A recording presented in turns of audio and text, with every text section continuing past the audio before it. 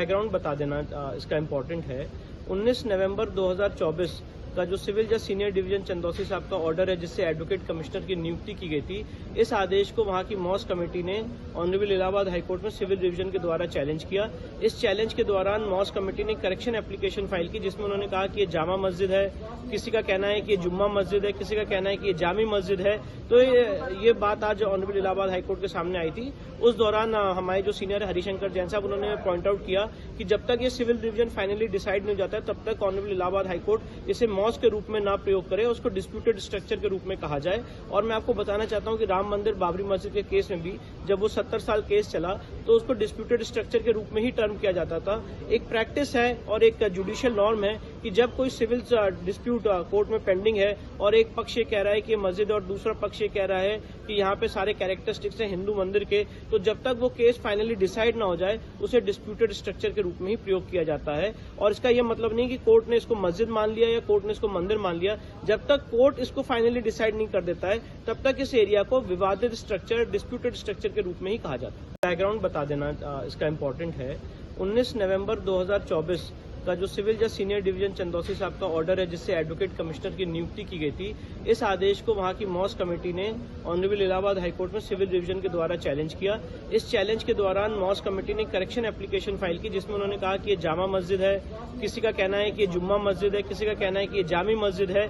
तो ये बात आज ऑनरेबल इलाहाबाद हाईकोर्ट के सामने आई थी। उस दौरान हमारे जो सीनियर हरिशंकर जैन साहब, उन्होंने पॉइंट आउट किया कि जब तक ये सिविल डिवीजन फाइनली डिसाइड नहीं हो जाता है, तब तक ऑनरेबल इलाहाबाद हाईकोर्ट इसे मॉस के रूप में ना प्रयोग करे, उसको डिस्प्यूटेड स्ट्रक्चर के रूप में कहा जाए। और मैं आपको बताना चाहता हूं कि राम मंदिर बाबरी मस्जिद के केस में भी जब वो 70 साल केस चला, तो उसको डिस्प्यूटेड स्ट्रक्चर के रूप में ही टर्म किया जाता था। एक प्रैक्टिस है और एक जुडिशियल नॉर्म है कि जब कोई सिविल डिस्प्यूट कोर्ट में पेंडिंग है और एक पक्ष ये कह रहा है कि ये मस्जिद और दूसरा पक्ष ये कह रहा है कि यहाँ पे सारे कैरेक्टरिस्टिक्स हैं हिंदू मंदिर के, तो जब तक वो केस फाइनली डिसाइड ना हो जाए, उसे डिस्प्यूटेड स्ट्रक्चर के रूप में ही प्रयोग किया जाता है। और इसका यह मतलब नहीं कि कोर्ट ने इसको मस्जिद मान लिया या कोर्ट ने इसको मंदिर मान लिया। जब तक कोर्ट इसको फाइनली डिसाइड नहीं कर देता है, तब तक इस एरिया को विवादित स्ट्रक्चर, डिस्प्यूटेड स्ट्रक्चर के रूप में ही कहा जाता है। बैकग्राउंड बता देना इसका इम्पोर्टेंट है।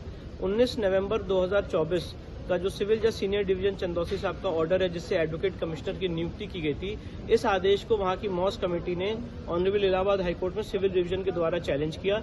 इस चैलेंज के दौरान मॉस कमेटी ने करेक्शन एप्लीकेशन फाइल की, जिसमें उन्होंने कहा कि ये जामा मस्जिद है, किसी का कहना है कि ये जुम्मा मस्जिद है, किसी का कहना है कि ये जामी मस्जिद है।